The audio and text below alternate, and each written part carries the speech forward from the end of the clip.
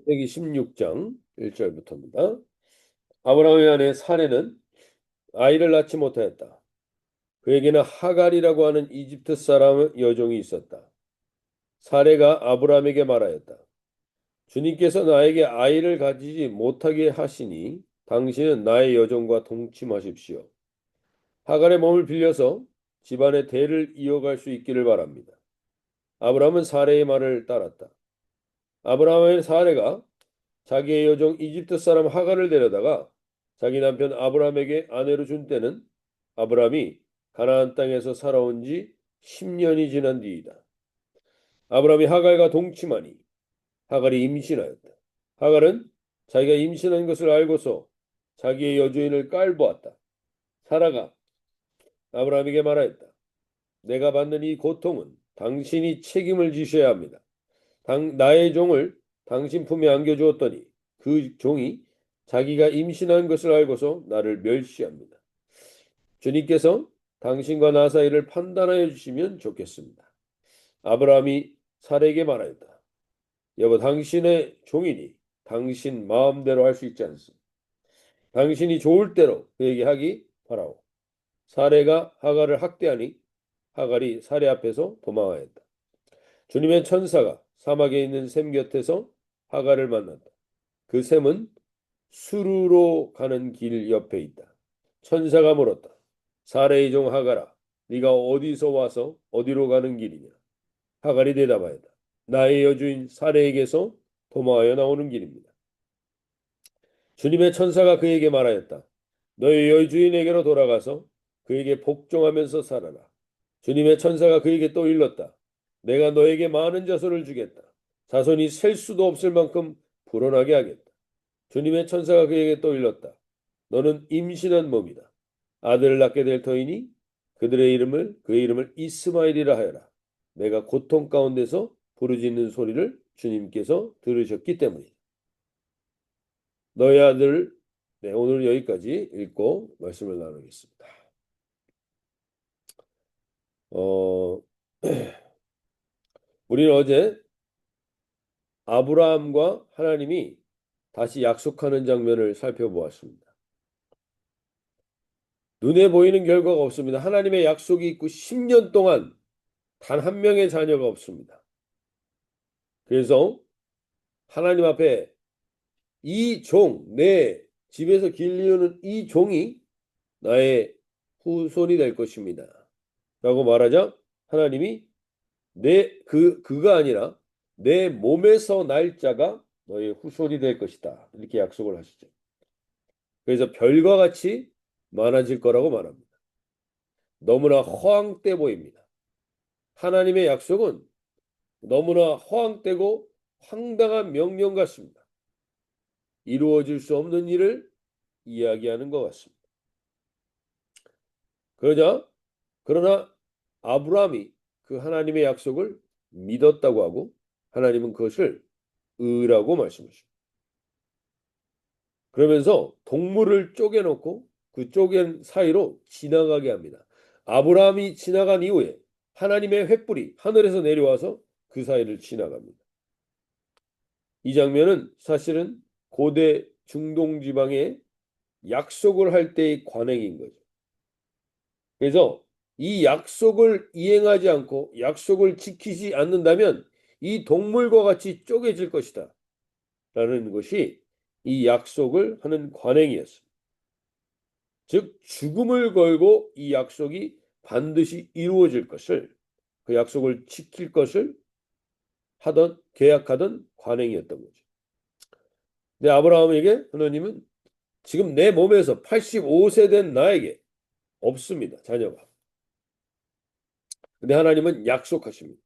너에게서 날 자가, 네 몸에서 날 자가 너의 후손이 될 거라고 약속을 해 주십니다. 그리고 그 후손이 400년 동안 종살이를 하고, 그리고 400년 후에 4대가 끝나고 나면 아모리 족속이 가나안을 대표하는 족속이었는데 그들에게 들어가서 그들을 멸하게 될 것이다라고 이야기해 줍니다. 이 말씀은 참으로 이해가 되지 않는 말씀일 수 있습니다. 아직 태어나지도 않은 내 자녀가 종살이를 할 거라고 이야기해 줍니다. 좀 황당한 이야기입니다. 그러나 하나님이 우리에게 분명히 말씀하십니다. 이게 믿음의 요소들입니다. 하나님이 믿음의 사람을 이끌어갈 때의 요소들입니다. 그것은 첫 번째가 하나님의 약속에 대한 기다림을 가질 때 내게 있는 성경은 계속해서 이것을 반복해서 이야기하고 있습니다. 내게 있는 동력을 끌 때까지 기다리실 때가 있습니다. 우리에게서 기인된 것으로 이야기할 만한 것이 단 하나도 있지 않도록 하시는 것이 하나님이 믿음의 사람을 이끌어갈 때에 반드시 이루어가는 과정 중에 하나입니다. 그래서 내게서 근거될 것들이 다 사라지게 만듭니다. 지금 아브라함도 85세입니다. 내가 할 수 있는 게 없는 상태까지 몰고 가십니다. 그 다음에 그의 자손들조차도 종살이를 하게 된다고 말합니다. 왜냐하면 믿음은 거기서부터 시작된다는 거예요. 나에게서 기인된 게 단 하나도 없다라는 것이 고백되어질 때 믿음은 시작된다는 거예요. 그래서 그 믿음의 여정을 걸어가게 하시는 겁니다. 우리 개개인도 그렇고 우리 교회도 그렇고 하나님은 이 믿음의 여정을 예외 없이 우리에게 지나가게 하십니다.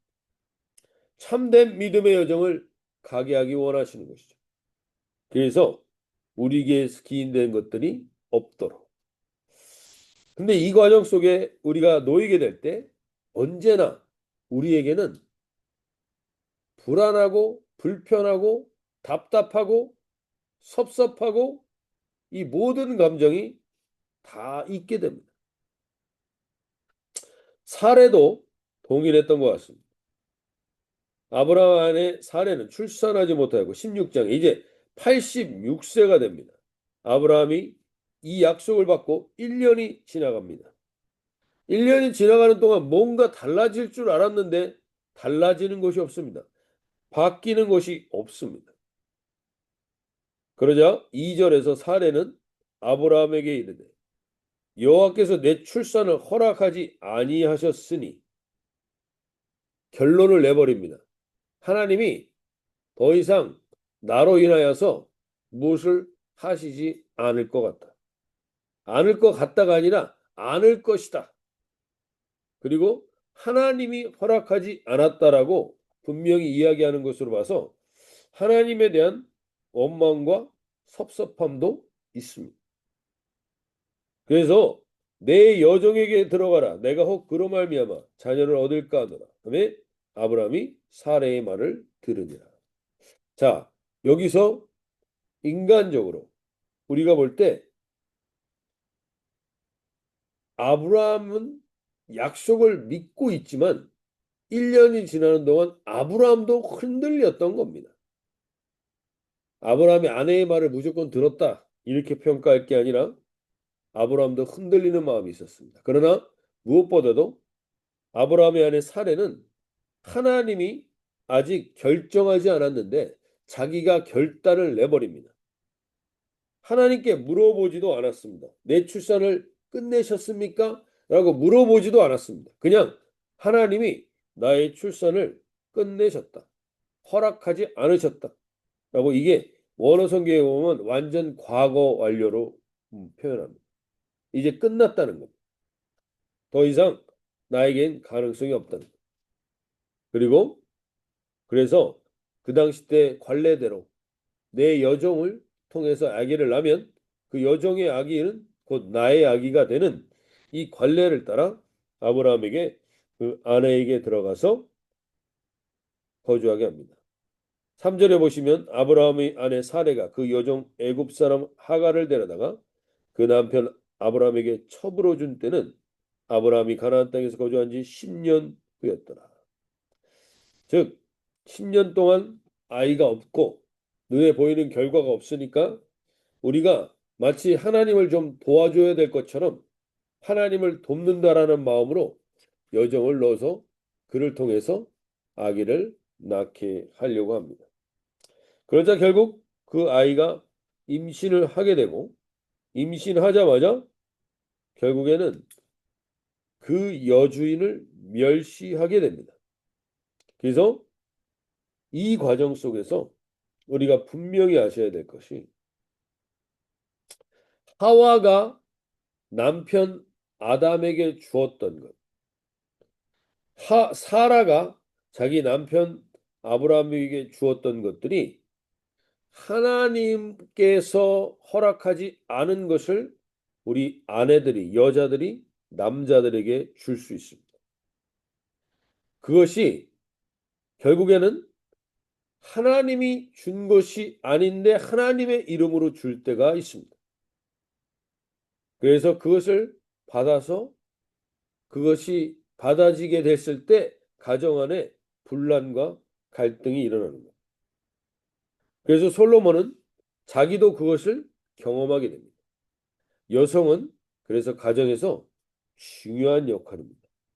여성들이 주는 것을 줄 때 우리가 깨어 있지 않으면 깨어서 이것을 우리 가정 안에 주는 것을 내가 이게 정말 하나님이 주는 것인가 아니면 내가 하나님에 대한 섭섭함인가 아니면 내가 하나님에 대한 믿음의 속단으로 주는 것인가 잘 결론하고 기도해야 할 필요가 있다는 것입니다.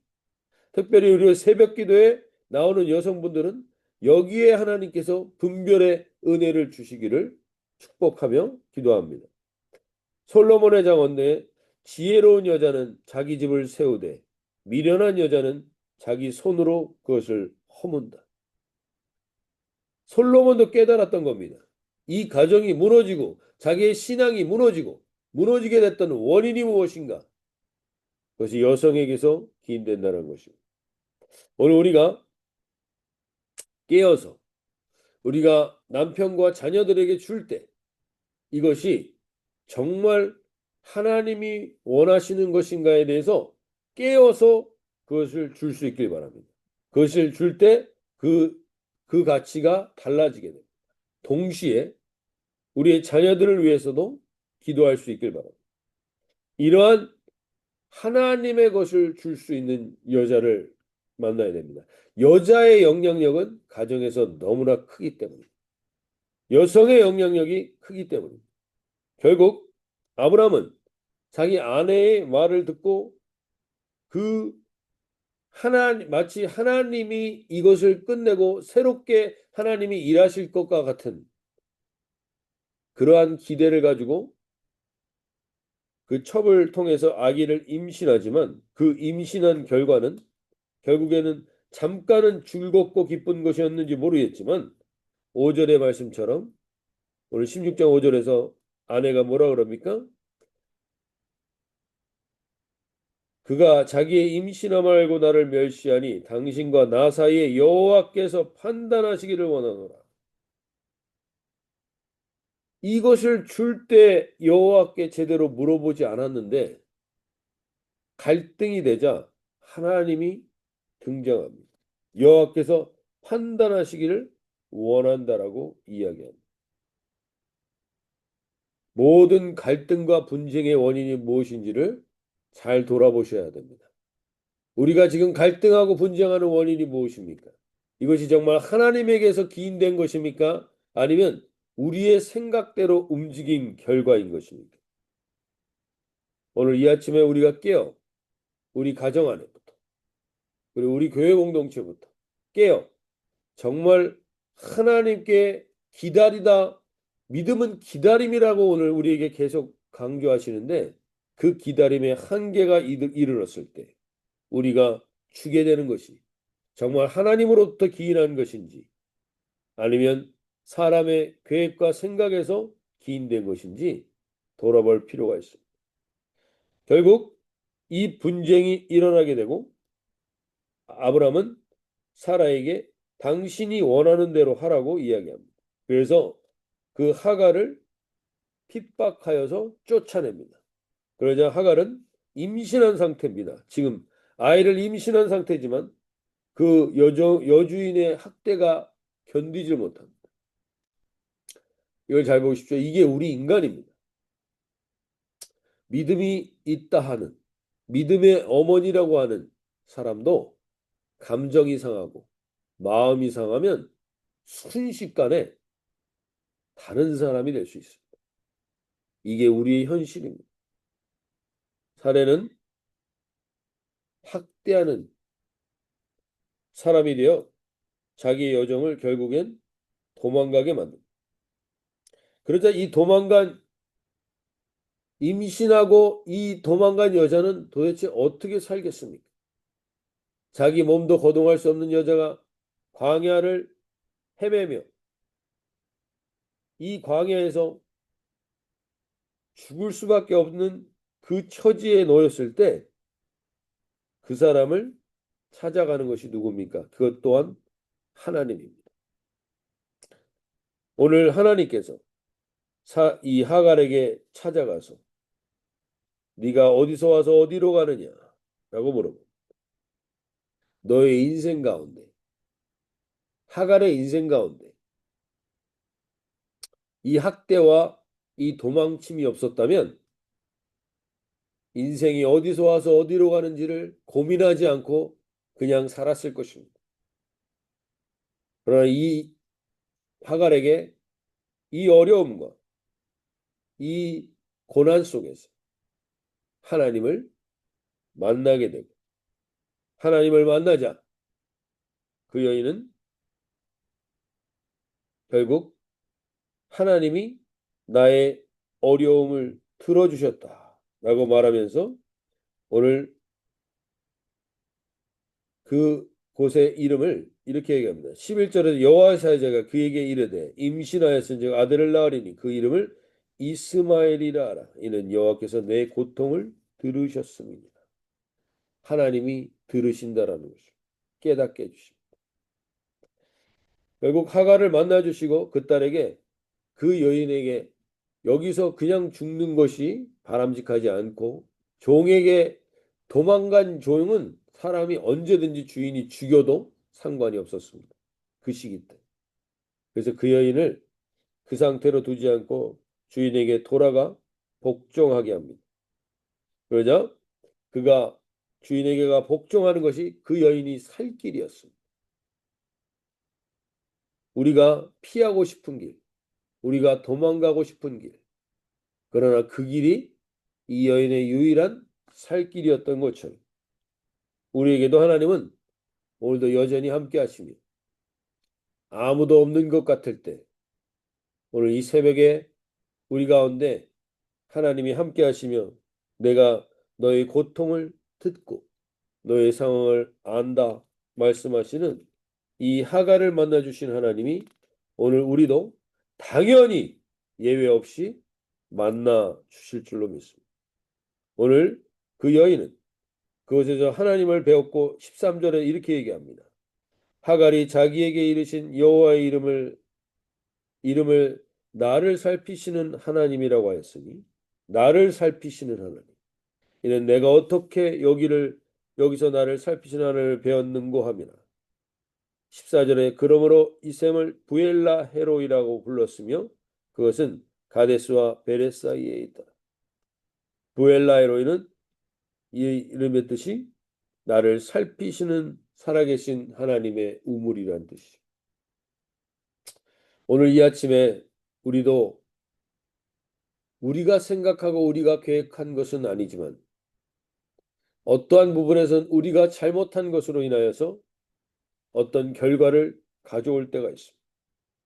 그 결과가 내 인생 가운데 참으로 안타까운 정말 아무것도 보이지 않는 것과 같은 결과를 가져올 때가 있습니다. 오늘 주님 우리가 깨어서 오늘 하갈을 찾아가신 이 하나님이 왜 우리를 찾아오시지 않겠습니까?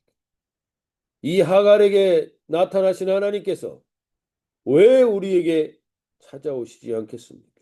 오늘 주님 우리가 오늘 이 하루를 시작하면서 사례와 같이 우리가 잘못 결단하여 잘못된 것을 내 가정에 영향을 끼칠 수도 있습니다.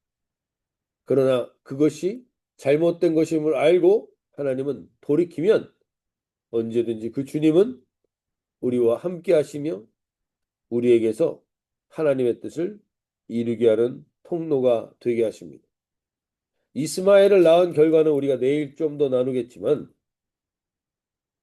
분명한 것은 하나님께서 절대로 외면하시지 않고 우리가 잘못된 결정을 하고 잘못된 행동을 해도 우리를 떠나시지 않으며 함께 하시는 그 하나님이 부엘라 헤로이, 나를 살피시는 하나님, 나를 살피시고 나에게 생명을 공급하시는 이 하나님이 오늘도 동행하며 함께 하실 것을 믿습니다.